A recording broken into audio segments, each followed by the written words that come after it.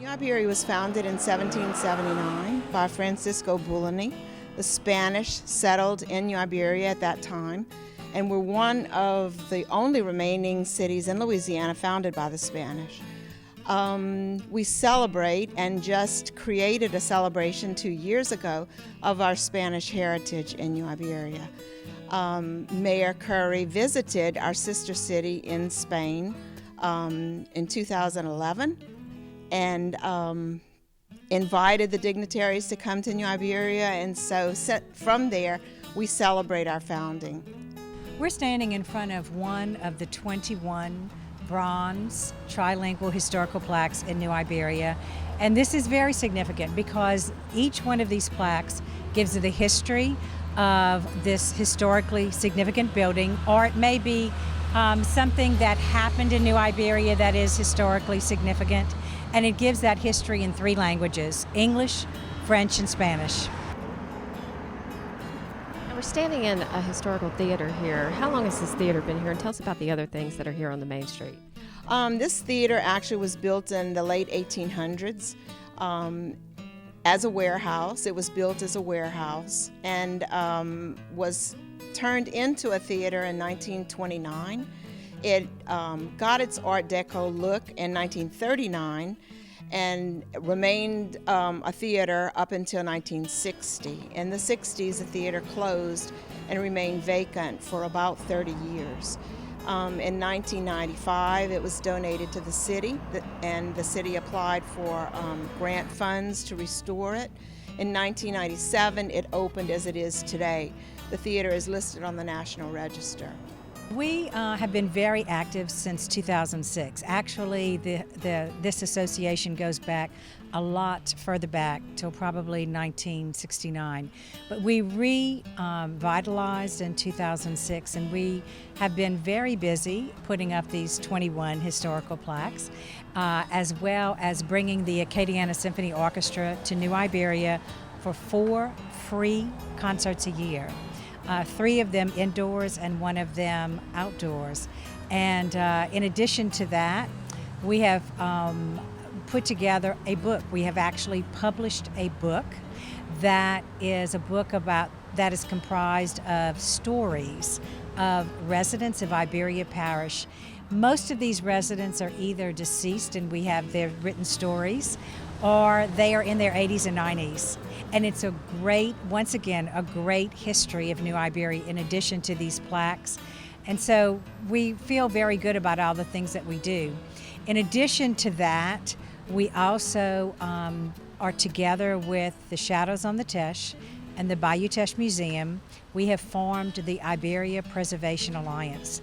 And that alliance puts on this fabulous, unique event every year called New Iberia Beneath the Balconies. It's right here on Main Street. And we shut down the street. We start down at the Shadows.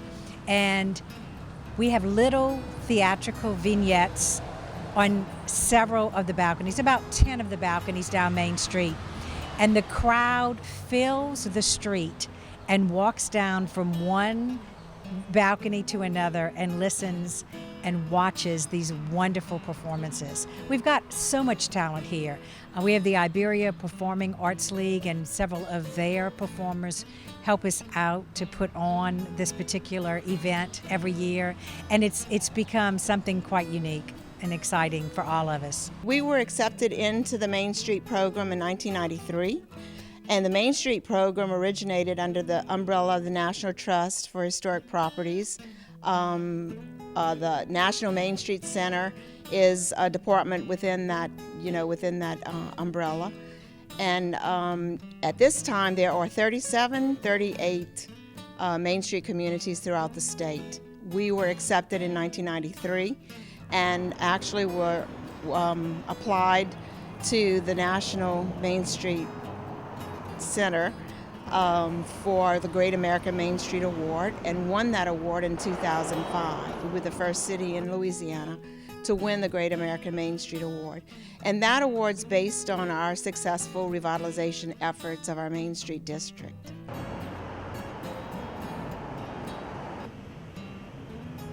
Tell us about where we're standing.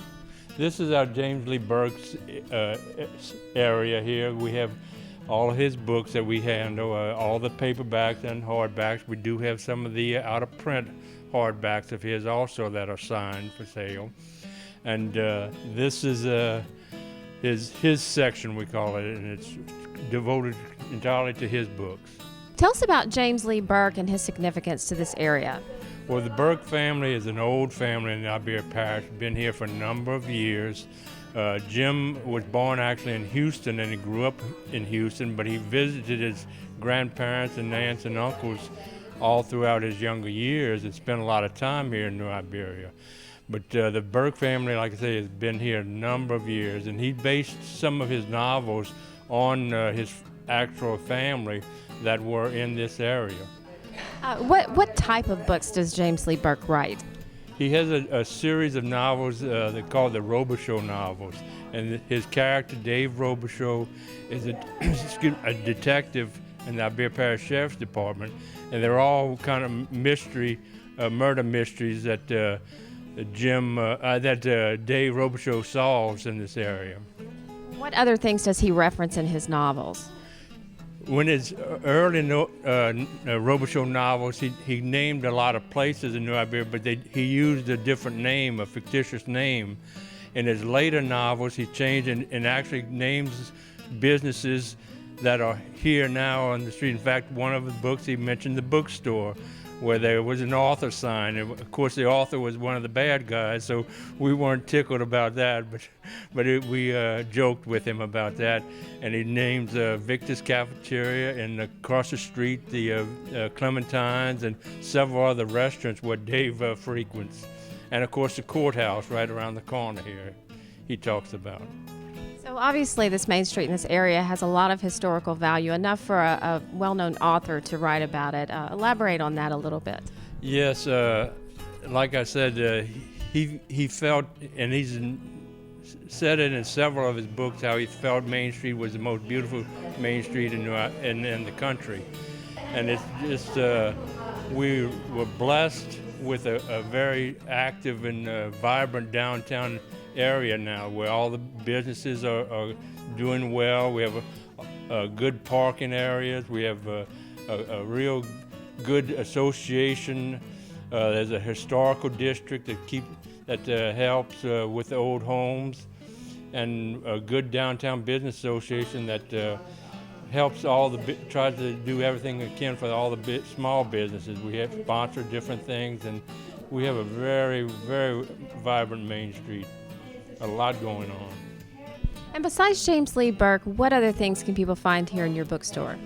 Well, we have all the local authors, and there's quite a few local authors that have published books now, so we feature all of those authors. And we also have a large just Louisiana section of Louisiana books, and a good big children's section. And generally we try to get a little bit of everything.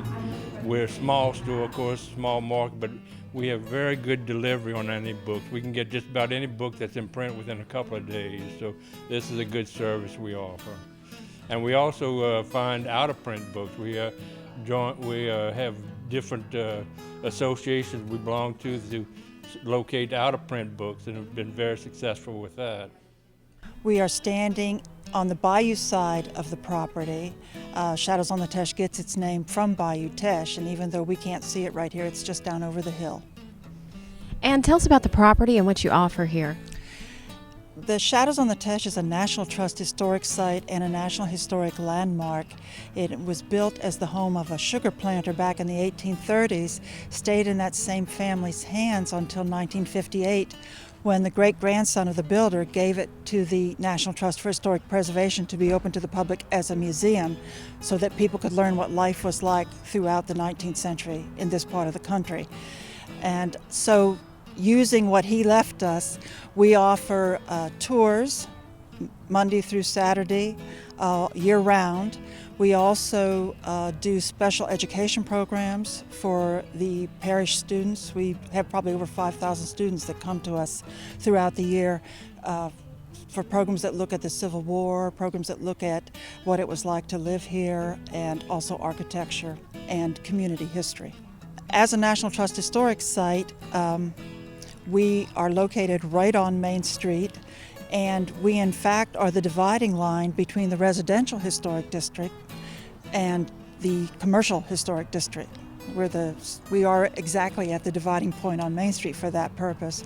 And we get an awful lot of people that come to New Iberia that come because we are a National Trust Historic Site and we're known internationally as a site of the National Trust, and people come because they know the Trust has a reputation for doing good interpretation. Right down Main Street from us is a fairly new attraction, but a really nice museum, the Bayou Teche Museum, that while the Shadows focuses more on the history of one family and one story, the Bayou Teche Museum tells a little bit broader story of this region and the people that came and settled in this area. And then just a little bit off of Main Street, just a few blocks from here, is the Conrico Rice Mill, and that's the oldest continually operating rice mill in the United States. And rice, just as we emphasize sugar as an important crop in this area, Conrico Rice Mill tells you the history of the area from the rice perspective. And if someone were to take a tour here, what would they learn on the tour? We try to make sure that you learn a little bit about how people moved to this area in the early years after the Louisiana Purchase in 1803. That's when the bulk of the people moved into this section of the country and started these big sugar plantations. So we try to talk about the development of the sugar industry, which is still important today. And we also try to talk about transportation because we're on Bayou Teche and Main Street, and both of those were the important routes of transportation throughout the 19th century, and in fact still are in some ways.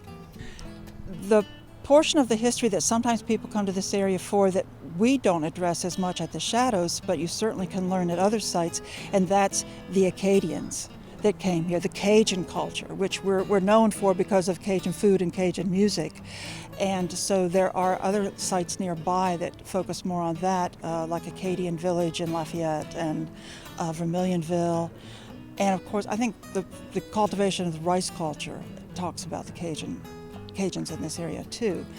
And then right away from here, a little bit 25 minutes away, you've got the Tabasco plant tour and store and jungle gardens. Those are both run by the McElhenney family, and those have been very important to the history of this area from early 19th century on. And of course, Tabasco is known worldwide too. We're standing inside Clementine, which is a wonderful restaurant in New Iberia, downtown. It's sort of the meeting place of everybody in the evenings, and it's a great place to eat and have fun. We've been in business for a long time. It's been since 1932. It's a family restaurant. We are third-generation owners. My husband will give you a little bit more feedback on the whole family history. So it's been over 81 years, and we are in a very historic building, actually, in New Iberia on Main Street, and it's the old Trappe building. They used to have their office here. We actually still have their little safe where they used to lock up all the little Trappe money, and they had the cannery in the back, so they used to bottle up a lot of the little peppers, a lot of the beans, and it was nationwide. And sadly, it's not still here, but we do have this beautiful little historic building, and in the back we have a tree. It's a live oak. It's historic, it's registered, it's planted in about 1630, so it's got some age to it, and it's quite beautiful. It goes over our cooler and over to the neighbors, and the building itself has a lot of history along with the family, so it kind of goes hand in hand with what we're doing. And Richard has taken over from his father and his grandfather, who was pushing a snowball cart at one time, and now we're flipping flounders and shucking oysters and getting it all together for Main Street, New Iberia. Our restaurant has been in business since 1932.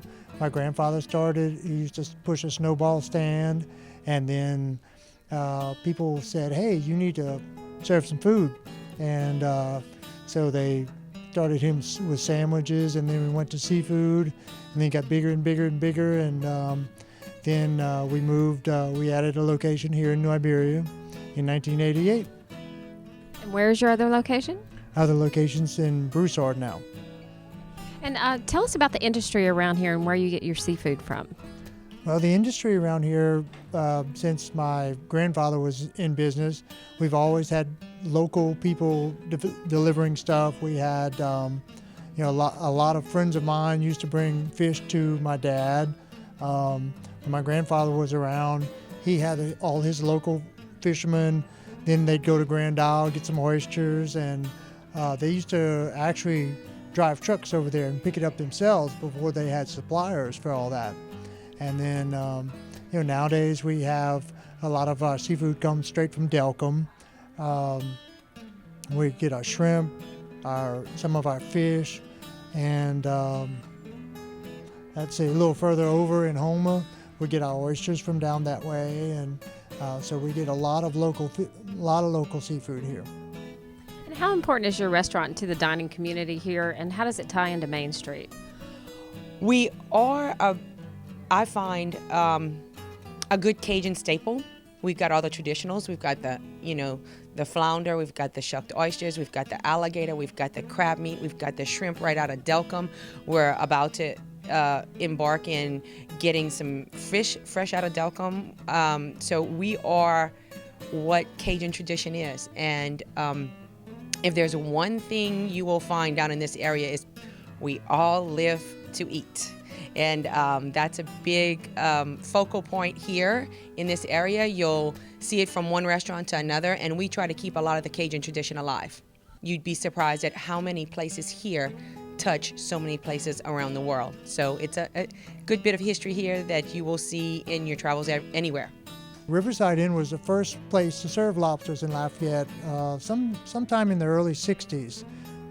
We started serving lobster. My mom started eating lobster a little bit in New Orleans, and then all of a sudden, Dad had to have lobsters too.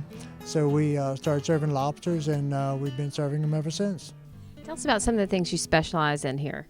Lump crab meat sauteed in butter, a flounder that will overlap your plate, a crab cake that'll knock your socks off, oysters on the half shell that you just add hot sauce, repeat, swallow, do it again, and have some more. It's fun. It's a good atmosphere. It's good for the family. It's kid friendly.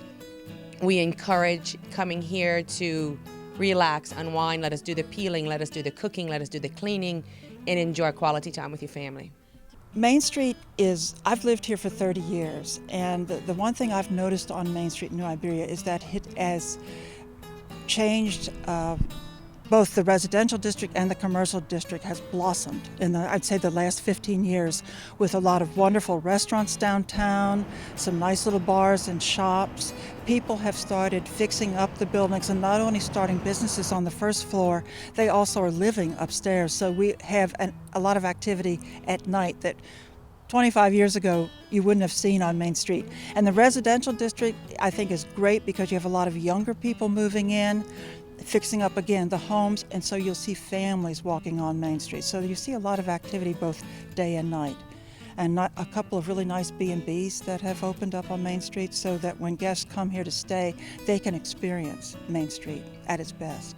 We do have many accommodations downtown and in the city and the parish as well. There are beautiful B&Bs along Main Street. And of course, we have two designated historic districts. We have an East Main Street National Register District, and then the Downtown Commercial Historic District. We have walking tours available. Main Street is considered one of the attractions in addition to the other wonderful attractions that we have in the parish. What all can people see here as far as scenery and things? You have a bayou that runs along here. We do have a bayou that runs right through the middle of downtown, and we have events that take place along the bayou. We have a new festival called the Dragon Boat Races that just was initiated last year. Very successful event that takes place on the bayou. We have the paddle boat canoe race that spans through several different communities. And we also have, during the Sugarcane Festival and Fair Association, the boat parade that takes place on the bayou. So we're bringing our festivals to the water, which is a good thing. You can stop here, get some oysters, get some crab meat, get some flounder. You can then just take a stroll. You can go see the Shadows on the Teche, which is a beautiful historic home. There's a lot of shopping downtown. There's, bookstores and jewelry stores and clothing stores and just little kitchen stores. You've got the great museum, the Bayou Museum. You've got the Evangeline Theater. There's a lot of history, and it's so restored thanks to Miss Jane. She really, really takes a lot into making our Main Street beautiful, and it shows. It really does. And you can find us at greatseafoodacadiana.com. Our hashtag is Great Seafood, but our hashtag should be Great Staff too, so come and join us. What other kind of events do you have here on Main Street? Most of our events are held downtown in the heart of our community. The Greater Chamber of Commerce Gumbo Cook-Off, Sugarcane Festival and Fair Association hosts their annual celebration, 75 years of celebrating down on Main Street. And El Festival Español, the new festival that was just created to honor our founding families. And Yuletide on the Bayou, our Christmas parade. All of our main events are held downtown. I'd like to invite everyone to come and visit New Iberia and all of the attractions that we have to offer in addition to our Main Street district. Main Street is the heart of our community, and when your heart is healthy, then that just shows that the rest of your community is healthy as well.